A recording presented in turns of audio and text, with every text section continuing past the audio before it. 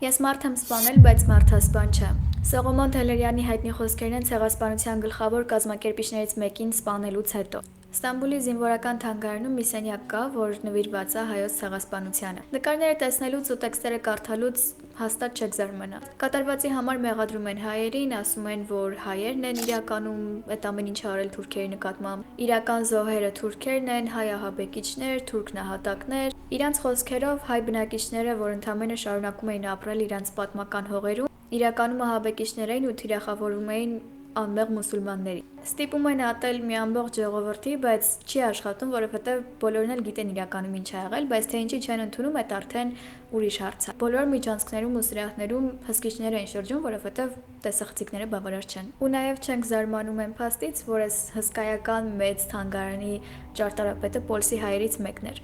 Ուտում ուրանում են։ Սրահի մեջտեղում մի հատ շատ հետաքրքիր բան կար, գոնե իմ համար։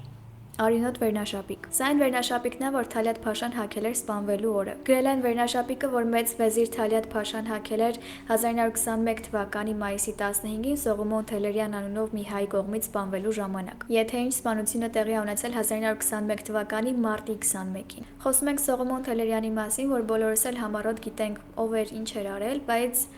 այն ինչ մեզ պատմել են այս դեպքի մասին իրականում սուտ է։